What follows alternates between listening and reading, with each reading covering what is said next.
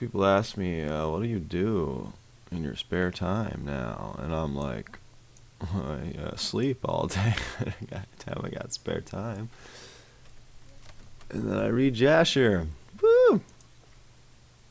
Wow, it's confusing. Alright, let's see what's going on over here on the Facebook. Looks like we got it. Wrong week, though. We're on week 4 of Vayera. I was yelling at my friend because he's like, "Oh man, I wish I had Jasher. I'd read it." I'm like, "It's right there, man. It's right." Well, oh, this was cool. You should read this. Well, that was about the 3 angels. That's a good question for this week. Did the 3 angels depict the Trinity? Not telling you what I think on that. Sodom and Gomorrah, yeah, they found some sites and sulfur, really cool. So that's what the Parsha was on today, and we'll see what Jasher gets into. Jasher looked really long. Here's what shows the cities around the Dead Sea. Last Parsha, Lekha, get yourself out. I think he appeared is the Vayera. He appeared is the Hebrew. Slowly learning tiny micro bits of Hebrew each week. Archway, that's cool. We had that there were salt pits, for the battle of the 9 kings. Sorry, but it says that the 5 kings went into the salt pits. So I don't think we had much of a sea at that point. Here's the Jasher portion down here. But probably somewhere after this, we had a sea, and at Josephus' time, Josephus was the historian. I guess he was after the time of Christ. I don't know when he wrote. But even then, he said he could still see the cities. So they're not covered by the Dead Sea. Or maybe they were, and now they're uncovered because we know it's slowly been shrinking. I think we talked about that a little bit last time, that the Dead Sea is shrinking. But let's get into Jasher. Quick summary. Oh, I can't think. Coffee. Coffee. What happened in this portion? I haven't read the New Testament stuff yet. I'll get into that. And then the prophets. I haven't read that, but I'll do that soon. I'm not going to do it for you. You can do it on your own. I just like reading Jasher because I know some people. I don't know why I can't read it. It's right on here. Virtual House Church. He separates it out for you because he's such an awesome dude. Last week we had Abraham got circumcised. This week Abraham kind of does the same idiotic thing where he says his wife is his sister again, and goes to Egypt again for whatever. I guess it was another famine. It's a reoccurring theme, and the same thing. Guy wants to marry her even though she's like 90, and he's like, "Well, it's just my sister," and then like God's like, "Hey, he curses everyone so they can't have children." It was very similar to the other account. I was reading, I'm like, did I read this? I had to go back. I'm like, oh, that's right. It happened twice. And then pretty much after that, we see Abraham. We got the sacrifice going on here. And I had another friend. He was like, I don't see Jesus in the Old Testament. It's like, why would you read the Old Testament? Why would you read the Torah? He's like, is the Torah even part of the Bible? I'm like, what? I'm like, yes, it's part of the Bible. It's the first 5 books. And Jesus, Messiah, is everywhere. What do you think the ram or the sheep was when he was about to sacrifice Isaac? God supplied his own sacrifice, his own lamb. So man didn't have to. And the last Passover, we had the torch, walked the trench. And I think he's even I think he's one of the 3 angels too. I think that's one of those is Yeshua too. We'll get into that one because a lot of people are like, oh look, it's the Trinity. I don't know on that one, and we'll discuss that. Well, that's a good point, and I'll write that down as a question to look at if anyone wants to explore that. But let's try to read this. It looked really long, so I'm just going to try to go fast here without too much neat commentary, which has already been like 20 minutes of me jabbering on. Let's roll out. Oh, also we had Sodom and Gomorrah. Totally forgot about that. Duh. Lot sleeping with his 2 daughters. Yay, Bible stories. Chapter 18. Abram rose and did all that God had ordered him, and he took the men of his household, and he brought with his money, and he circumcised them as the Lord had commanded them. What a dude, right? It's just like, hey guys, we're doing this thing. You're not gonna like it. And they're all like, yeah, we trust you. We trust you, Abraham now, I guess. And there was not one left whom he did not circumcise. And Abraham and his son Ishmael was circumcised in the flesh of their foreskin. 13 years old was Ishmael when he was circumcised in the flesh of his foreskin. And on the third day, Abram went out of his tent and sat at the door to enjoy the heat of the sun during the pain of his flesh. So, yeah, ouch. What are you, like 90 years old, man? Or more. And the Lord appeared to him in the plains of Mamre, and sent 3 of his ministering angels to visit him. And he was sitting at the door of the tent when he lifted his eyes. So here's the 3 angels. And saw, and lo, 3 men were coming from a distance. And he rose up and ran to them. Wow, he's just running, with his, visual images. And he bowed down to them and brought them into his house. And he said to them, if now I have found favor in your sight. And notice he bows down to them, and we don't have the typical, hey, whoa, don't bow down. Because, normally angels would say, hey, don't worship me, I'm just an angel, just a messenger. But a couple of times we have the opposite. So, some maybe divinity here. And he said to them, if now I have found favor in your sight, turn and eat a morsel of bread. And he pressed them, and they turned in, and he gave them water, and they washed their feet, and he placed them under a tree at the door of the tent. And Abram ran and took a calf, tender and good, and he hastened to kill it, and he gave it to his servant Eliezer to dress. And Abraham came to Sarah into the tent, and said to her, make ready quickly 3 measures of fine meal, knead it, and make cakes to cover the pot containing the meat. And she did so. So it's like a chicken pot pie, but like with a calf. And Abram hastened and brought them before them butter and milk, beef and mutton. Look at this here. Milk and beef together, eating one meal. Well, the law wasn't there yet. Hey, the father Abraham is having a little cheese with his beef. Some people ask me, like, well, Nate, why are you having a cheeseburger? That's not kosher. The only verse we have to substantiate that is don't boil a calf in its mother's milk. And I mean, that literally means don't boil a calf in its mother's milk, because that was a pagan ritual. It doesn't mean you can't have a cheeseburger. There's a lot of fat. I don't eat a lot of meat, but I have a cheeseburger from time to time, and that's why. I mean, Father Abraham's doing it. Father Abraham, he had a cheeseburger, and he gave it to God, and he did eat it. I just have a feeling like God doesn't change. If he didn't like cheeseburgers back then, he wouldn't like them now. I don't know. Yeah, that's a bigger question. Why is God eating it all? I don't think it's God, so to speak, either. I just think it's Yeshua, which is the extension of him. It's his right hand. Way off topic. And I just had to say that. And when they had done eating, one of them said to him, I will return to thee according to the time of life, and Sarah thy wife shall have a son. And the men afterward departed and went their ways to the places where... And I did this because I wanted to see if anyone comments. Okay, I'm just going to keep checking that. Just because if someone else is as bored as me and they're on their Thursday mornings. Not bored. I enjoy this. Went to their places which they were sent. And in those days the people of Sodom and Gomorrah and the whole 5 cities were exceedingly wicked and sinful against the Lord, and they provoked the Lord with all their abominations, and they strengthened in aging abominably. So they're aging. That's interesting, because that's a little different. Up until now it's been pretty spot on, aging abominably. So they're living long lives? I don't know. Scornfully before the Lord, and their wickedness and crimes were in those days great before the Lord. Yeah, it's described a little different. Somebody said, like, what is Jasher? Who is Jasher? I don't think Jasher's a person. I think it's just words of the righteous was when I looked it up. I'll have to look it up again. Sorry. But I don't think it's a person. And yes, it is mentioned 3 times in the Bible. So we have our 3 witnesses.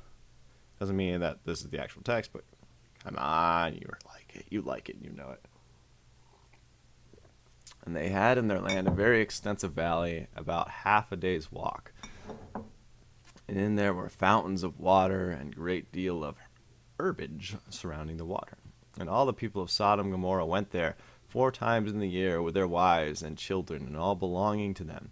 And they rejoiced there with timbrels and dances. And in the time of rejoicing they would all arise and lay hold of their neighbors' wives, and some of the virgin daughters of their neighbors, and they enjoyed them. And each man saw his wife and daughter in the hands of his neighbor, and did not say a word. So we're getting a little more graphic picture of what was going on here.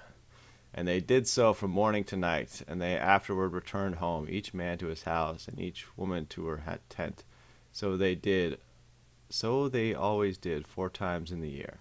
Also, when a stranger came to their cities and brought goods which he had purchased with a view to dispose of there, the people of these cities would assemble men, women, and children, young and old, and go to the man and take his goods by force, giving a little to each man until there was an end to all the goods of the owner which he had brought into the land.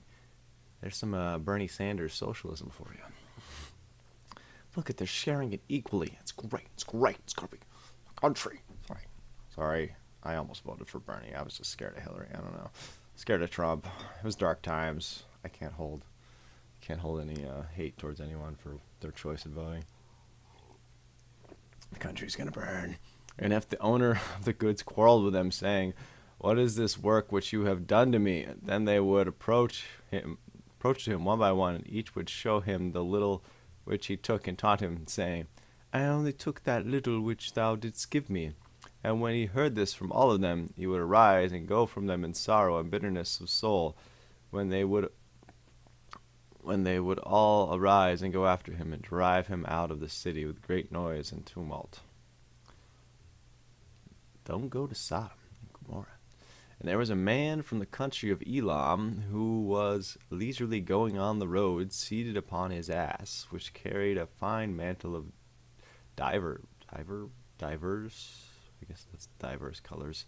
And the mantle was bound with a cord upon the ass. I love saying ass in the Bible, just because I'm allowed to. I'm reading. And the man was on his journey, passing through the street of Sodom, when the sun set in the evening, and he remained there in order to abide during the night. But no one would let him into his house. And at that time there was in Sodom a wicked and mischievous man, one skillful to do evil, and his name was Hadad. There wasn't already a bunch of evil people? Okay, I don't know. And he lifted up his eyes and saw the traveler in the street of the city, and he came to him and said, "Whence comest thou, and whither dost thou go?" And the man said to him, "I am traveling from Hebron to Elam, where I belong. And as I passed, the sun set, and no one would suffer me to enter his house, though I had bread and water, and also straw and provender for my ass." And I'm short of nothing. And Hadad answered and said to him, it's too early. "All that thou shalt want shall be supplied to me, but in the street thou shalt not abide all night." And Hadad brought him into the house, and he took off the mantle from the ass with the cord, and brought them to his house, and he gave the ass straw and provender, whilst the traveler ate and drank in Hadad's house, and he abode there that night. And in the morning the traveler rose up early to continue his journey. When Hadad said to him, "Wait, comfort thy heart with a morsel of bread, and then go." And the man did so, and he remained with him, and they both ate and drank together during the day, when the man rose up to go. And Hadad said to him, "Behold, now the day is declining. Thou hadst better remain all night, and thy heart may be comforted." And he pressed him so that he tarried there all night. And on the second day he rose up early to go away. Then Hadad pressed him, saying, "Comfort thy heart with a morsel of bread, and then go." And he remained and ate with him also the second day. And then the man rose up to continue his journey, and Hadad said to him, "Behold, now the day is declining. Remain with me to comfort thy heart, and in the morning rise up early and go thy way." What's going on here? I remember reading this before and be like, come on, get to the point. You could summarize all these verses in one. And the man would not remain, but rose and saddled his ass. And whilst he was saddling his ass, the wife had said to her husband, "Behold, this man has remained with us for 2 days, eating and drinking. He has given given us nothing, and now shall he go away from us without giving anything?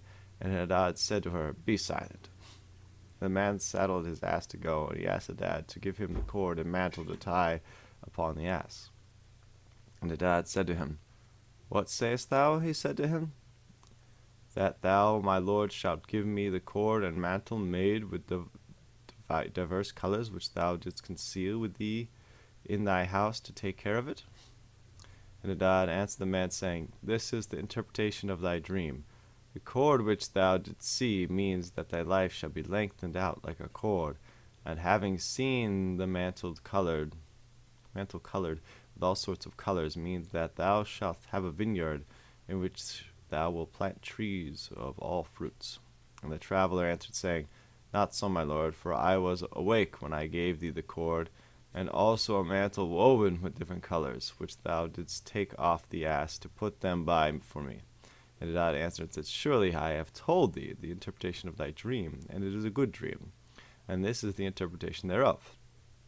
Now the sons of men give me 4 pieces of silver, which is my charge for interpreting dreams for thee, and I require thee pieces of silver. The man was provoked at the words of Hadad, and he cried bitterly. And he brought Hadad to Serach, judge of Sodom.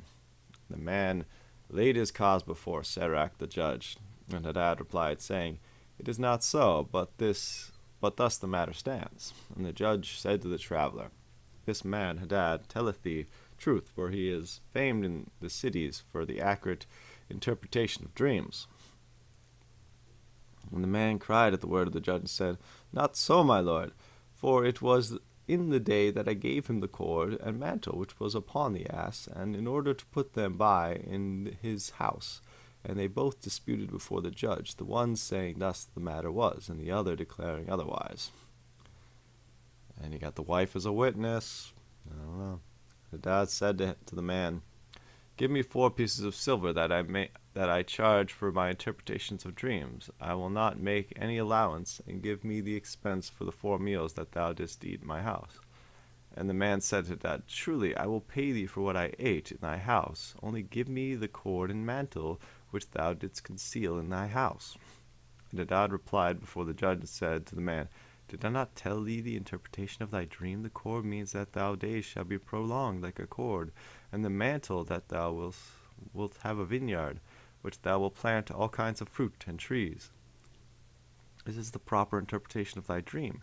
Now give me the 4 pieces of silver that I require as compensation, for I will make thee an allowance. And the man cried at the words of Hadad, and they both quarreled before the judge, and the judge gave orders to his servants, who drove them rashly from the house.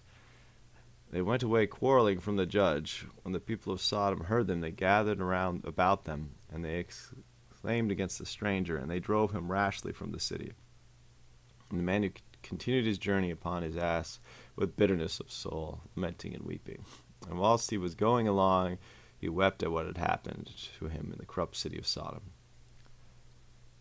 Well, at least they just didn't take it from you. I don't know. Like in the other verse, they're just robbing people blind, and this guy's just... Let me check. Are there any questions here? No questions? All right.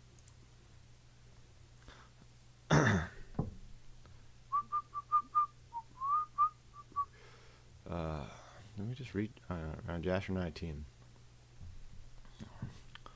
Cheers. And the cities of Sodom had 4 judges to 4 cities. At the time of the destruction, I think there was 5 cities, or maybe they just didn't. I think Zorah was the 5th, but I don't know if that was destroyed because I know Lot went there.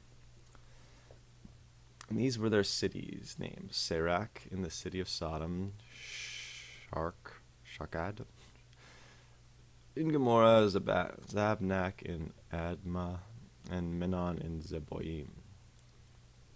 And Eliezer, Abraham's servant, applied to them different names, and he converted Serach to Sharkad to Shakurah, Zebnak to Kezobim, and Menon to Matzlidim. Why did he do that? Why? And by desiring of their 4 judges, The people of Sodom and Gomorrah had beds erected in the streets of the city, and if a man came to these places, they laid hold of him and brought him to one of the beds, and by force made him to lie in them. And as he lay down, 3 men would stand at his head and 3 at his feet, and measure him by the length of the bed. And if the man was less than the bed, these 6 men would stretch him at each end, and when he cried out to them, they would not answer him. And if he was longer than the bed, they would draw together the 2 sides of the bed at each end until the man had reached the gates of death. Draw together the 2 sides of the bed. I thought maybe it was because he wasn't tall enough to be a Nephilim, but apparently there's no happy medium. Or maybe if he was perfect, they let him go. I think before we decided that there were a city of giants, but I don't know. And if he continued to cry out to them, they would answer him, saying, "Thus shall it be done to a man that cometh into our land." When men heard all these things that the people of the cities of Sodom did, they refrained from coming there. Yeah, it's not good for tourism, man. Man, I went there and they crushed me. And when a poor man came, this is probably the first account of chiropractic, so, good old stretching. Ooh, yeah. It's like the rack. When a poor man came to their land, they would give him silver and gold, and cause a proclamation in the whole city, not to give him a morsel of bread. Oh, that's mean. If the stranger would remain there some days and die from hunger, not having been able to obtain a morsel of bread, then at his death the people of the city would come and take the silver or gold which they had given him. That's just mean. It was a bag of gold. Oh, he would be so excited, and then no one would give him any bread. Carrying around all the weight rocket. Can you believe it? And those that could recognize the silver or gold which they had given him took it back, and at his death they also stripped him of his garments, and they would fight about them, and he that prevailed over his neighbor took them. They're probably dirty and whatever. And they would after that carry him and bury him under some of the shrubs in the desert. So they did all the days to anyone that came to them and died in their land. Okay, we get it. They're bad people. And in the course of time, Sarah sent Eliezer to Sodom. Why would you do that? To see Lot and inquire after his wealth. And Eliezer went to Sodom, and he met a man of Sodom fighting with a stranger. And the man of Sodom stripped the poor man of his clothes and went away. And this poor man cried to Eliezer and supplicated his favor on account of what the man of Sodom had done to him.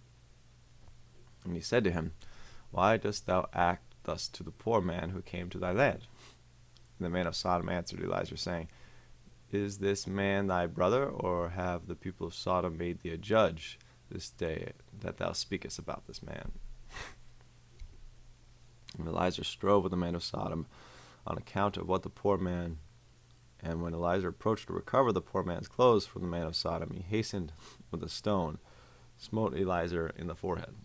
And the blood flowed copiously from Eliezer's forehead. And when the man saw the blood, he caught hold of Eliezer, saying, "Give me my hire for having rid thee of this bad blood that was in thy forehead, for such is the custom and law in our land." These guys are jerks. I also feel like they're like clever jerks. It's like I feel like each one is like a trained version of the Joker. "You gotta pay me for that blood coming out of your head."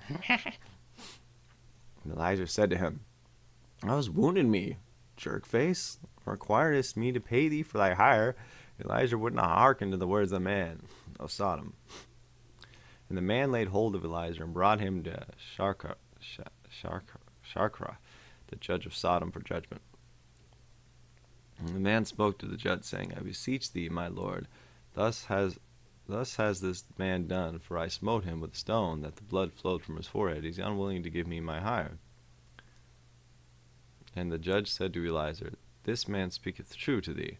Give him his hire, for this is the custom in our land." And Eliezer heard the words of the judge, and he lifted up a stone and smote the judge. And the stone struck his forehead, and the blood flowed copiously from his forehead, of the judge. And Elijah said, If this is the custom of your land, give thou unto this man what I should have given him, for this has been thy decision. Thou didst decree it. Awesome.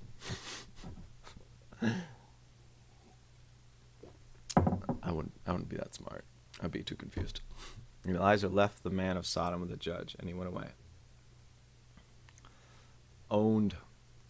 And when the kings of Elam had made war with the kings of Sodom, the kings of Elam captured all the property of Sodom, and they also took Lot captive. So this is going back with the property, and told Abraham when he went to make war with the kings of Elam, and recovered it from all their hands of all the property of Lot as well as the property of Sodom.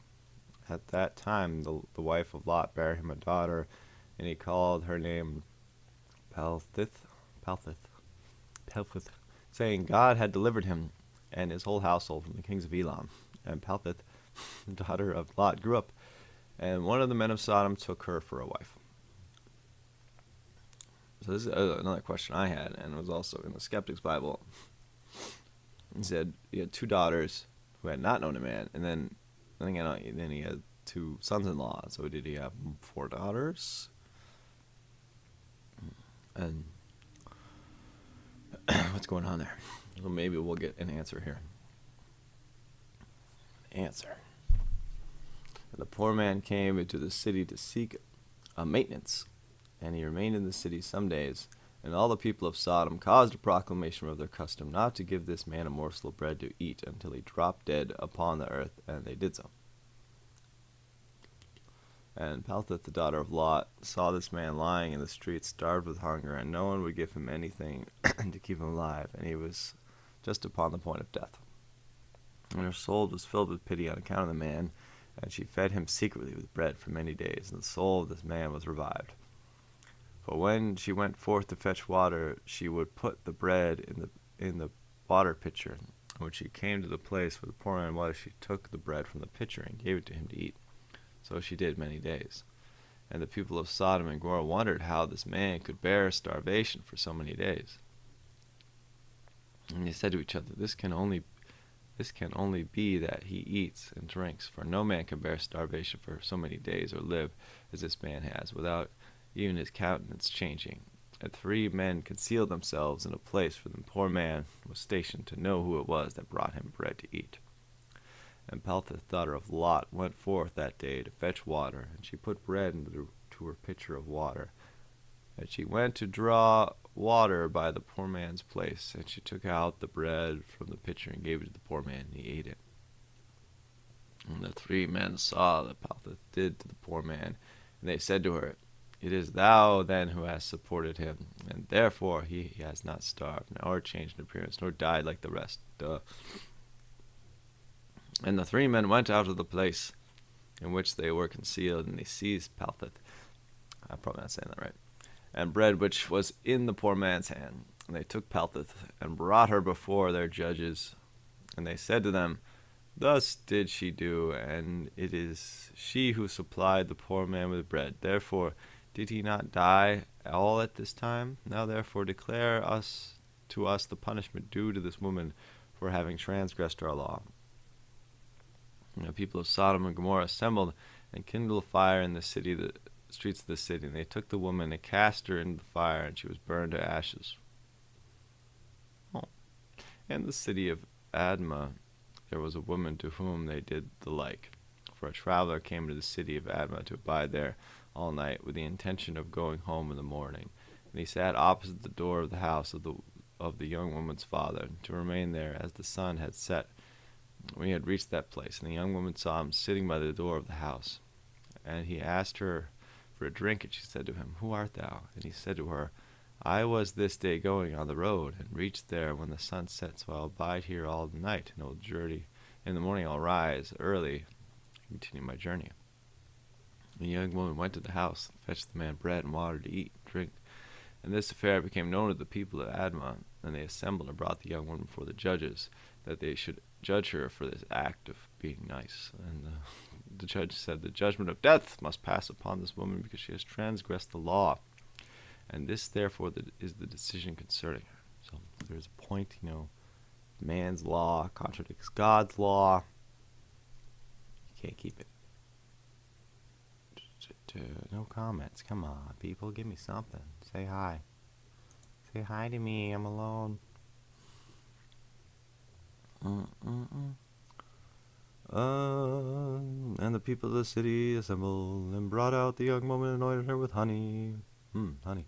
From head to foot, as the judge had decreed, and they placed her before us. Oh, bastards. Swarm of bees, which were then in their eyes, and the bees flew upon her and stung her, that her whole body was swelled. Bible stories. Where do they come up with these deaths? That's ridiculous.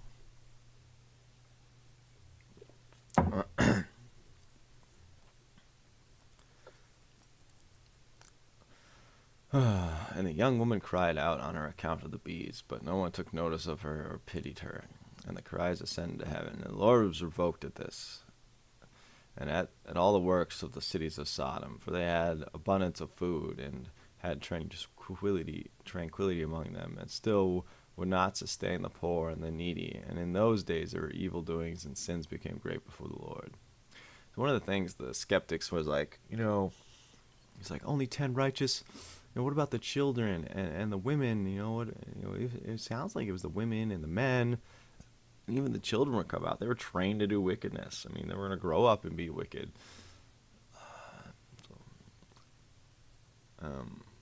He's saving lives by this act. But, I don't know. It's definitely a tough question. But at least we get a little deeper look at the inner workings here. And the Lord sent 2 angels that had come to Abram's house to destroy Sodom and its city. So what I think is that the 3 angels came to Abram. One stayed, and the other 2 just went right away. That's why he had another little entourage with him. It's like, all right, I'm going to go to Abraham. Now you go to Lot. So they showed up at Abram's. They ate, and the 2 angels went right away to Lot. The angels rose up from the door of Abram's tent after they'd eat and drink. Oh, there we go. Jasher's got my back. And they reached Sodom in the evening, and Lot was then sitting in the gate of Sodom, and when he saw them, he rose to meet them and bowed down. The reason it's confusing in the Genesis account is because remember there was no chapter breaks. So it goes right into the next chapter. It talks about Lot. So here it's just all blended together, which is why it flows a little more seamlessly. And he blessed them greatly and brought them into his house, and he gave them victuals, which they ate, and they abode all the night in the house. And the angel said to Lot, Arise, go forth from this place, thou and all thy belonging to thee, lest thou be consumed in the iniquity of this city, for the Lord will destroy this place. And I don't know if we're going to get to it, but in Genesis, and this is another good question, it talked about them eating leavened bread, and the question was, is this Passover and the Feast of Unleavened Bread going on right now, or just they didn't have time to let the yeast rise? That doesn't really talk about it here. Why that would be interesting is because Sodom and Gomorrah and also the Exodus are kind of looked at as end time things, and so with like the flood and the ark. Kind of, is it more of a rapture thing, or is it more of like a greater Exodus, the Bible calls it? Because both would have, the Passover feast right before that going on.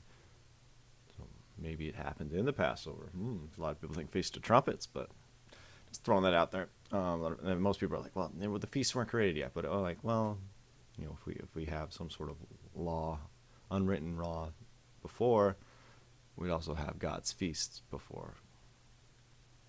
And they were always there. Right, Rocket knows. Question for another time.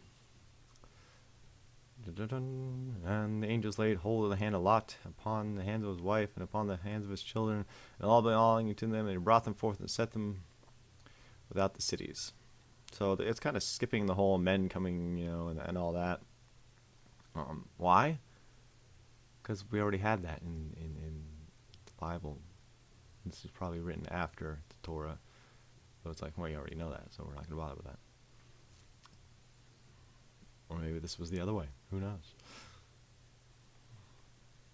And they said to Lot, "Escape for thy life," and fled, and all belonging to him. And then the Lord rained upon Sodom and Gomorrah, and upon all the cities, brimstone and fire from the Lord out of heaven. And he overthrew these cities, all the plain, and all the inhabitants of the cities, that which grew upon the ground. And Ado, the wife of Lot, looked back. We got a name for her now.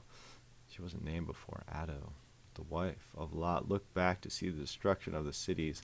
For compassion was moved on account of her daughters who remained in Sodom, for they did not go with her.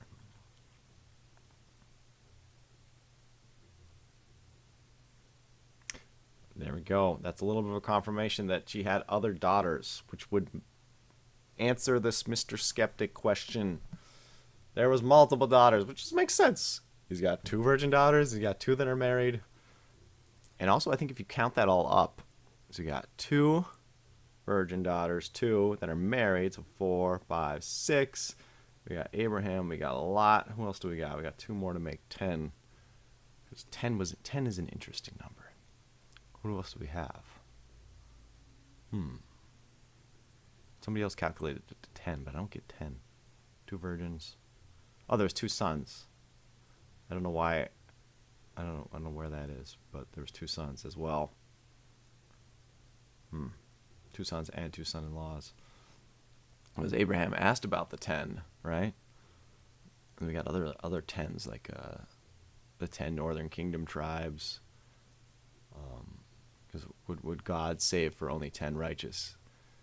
The divorced 10 northern tribes. We got the 10 spies brought a bad report. There's probably more 10 than I'm just speaking there. Anyways, she looked back and became a pillar of salt. It is yet in that place unto this day, whenever this was written. I think Genesis says the same thing. And the oxen which stood in that place licked up the salt to the extremities of their feet. And in the morning it would spring forth afresh, and they licked it up unto this day. Salty. And Lot and his 2 daughters that remained with him fled and escaped to the cave. So we got the other 2 daughters, Adullam, and they remained there for some time. In the Genesis account, he's pleading that he can go to this other city, and God said, "All right, I won't destroy this smaller city," which was the 5th city that was destroyed, or wasn't destroyed, I guess. Abram rose in the early morning to see what had been done to the cities of Sodom, and he looked and beheld the smoke of the cities going up was like a smoke of a furnace. Then we had the question, like, what happened to Ado? Like, how did she die by looking? And is that a lesson for us when shit hits the fan? I don't know. I don't know why she turned into a pillar of salt. I'm trying to think like anatomy-wise, using my basic anatomy. How would somebody... maybe she was like freeze-dried, because we're pretty much salt water. So if you take away the water, we're going to be mainly salt. I don't know. Interesting. Because she would have shown her face. It's almost like seeing, if God's destroying something, it's like if you look upon his face, if people bow down, they're covered, their face is covered. But if you look upon God's wrath, you look upon God, you're gonna die, right? We got several accounts of that, like Moses being on the mountain of Sinai. He covered him with his right hand, right, which is Yeshua, which is so cool. Is the veil in the temple. So beautiful, and we could only see his backside. If you saw the face of God, you did. So, was this actually like the face of God, coming down? And she looked and saw, and freeze-dried pile of salt. I don't know. And like up above it, these cities were destroyed in a very interesting way. Like there's just this sulfur everywhere. You don't find anywhere else on the earth like this. So is the Bible accurate? I don't know. It's pretty good. So we got Abraham. Oh, okay. So I was thinking it was Lot. Okay, he rose up to see what was happening. After it's already been done. Lot and his daughters in the cave made their father drink wine, and said, oh, we're gonna have no seed, so we gotta sleep with our father. And they bear sons. The first name was Moab's, or so he started that, and then the Moabites, and she also called her son Ben-Amin. He is the father of the children of Anam, so both daughters sleep with their father. And the skeptic loved this part. He loved this. He's like, oh, look at this. God said this is okay. He never said this was okay. Okay, just because man sins doesn't mean he allows and he forgives us, because we're stupid people. Doesn't mean that he's allowing it, and he's allowing it, but he's not telling you to do it. And after this, his Lot and his two daughters went away from there, and he dwelt on the other side of the Jordan with his two daughters and their sons. And the sons of Lot grew up, and they went and took for themselves the wives of the land of Canaan. And they begot children, and they were fruitful and multiplied.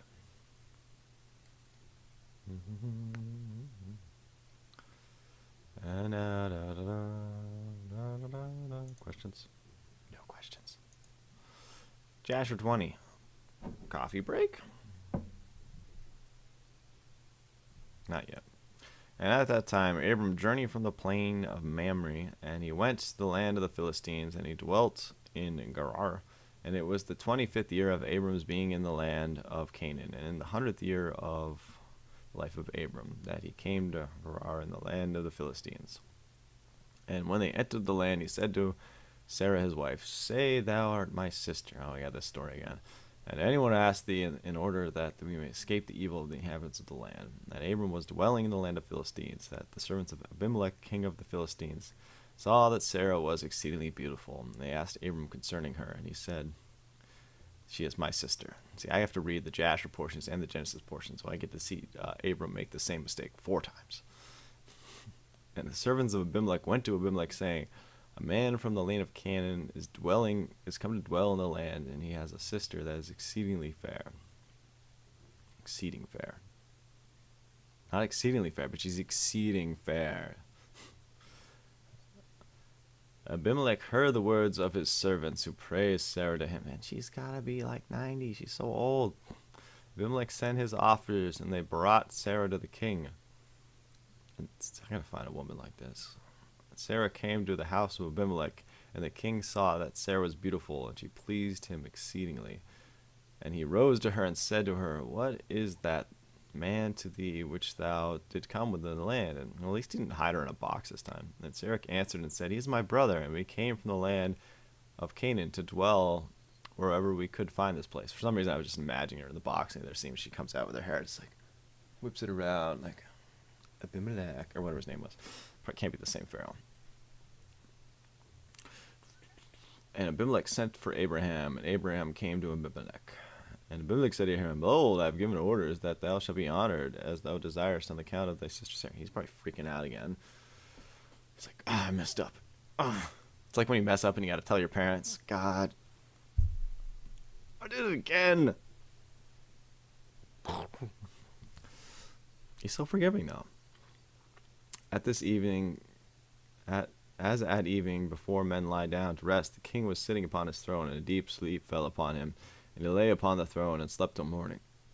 I do that sometimes, fall asleep on my throne, because I'm awesome. And he dreamed that an angel of the Lord came to him with a drawn sword in his hand, and the angel stood over Abimelech and wished to slay him with the sword. And the king was terrified in his dream, and he said to the angel, what have I sinned against thee, that thou comest to slay me with thy sword? And the angel answered and said to him, behold, thou diest on account of the woman which thou didst yesternight bring to thy house, for she is a married woman, the wife of Abraham, who came to thy house. Now therefore return that man his wife, for she is his wife, and shouldst thou not return her, know that thou wilt surely die, thou and all belonging to thee. In the night there was a great outcry in the land of the Philistines. Oh, it's in the land of the Philistines now. Okay, so the other one was Egypt. So at least it's not the same dude. I know you can forget stuff in like 50 years, but... Alright, wow. I need more sleep, apparently. And then the inhabitants of the land saw the figure of a man standing with a drawn sword in his hand, and he smote the inhabitants of the land with a sword. Yea, he continued to smite them. He's smiting people? And the angel of the Lord smote the whole land of the Philistines on that night, and there was a great confusion on that night and on the following morning. I don't think he's actually killing them, but he's just... every woman womb was closed, and all their issues, and the hand... And all their issues... Okay. And the hand of the Lord was set upon them on account of Sarah, wife of Abram, and Abimelech had taken. In the morning, Abimelech rose with terror and confusion and with a great dread, and he sent and had his servants called in, and he related his dream to them, and the people were greatly afraid. And one man standing amongst the servants of the king answered the king, saying, O sovereign king, restore this woman to her husband. For he is her husband. For the like happened to the king of Egypt. This man came to Egypt. So they knew about it. He said concerning his wife, She is my sister, for such is his manner of doing when he cometh to dwell in the land in which he is a stranger. Because he's an idiot. We all make stupid mistakes.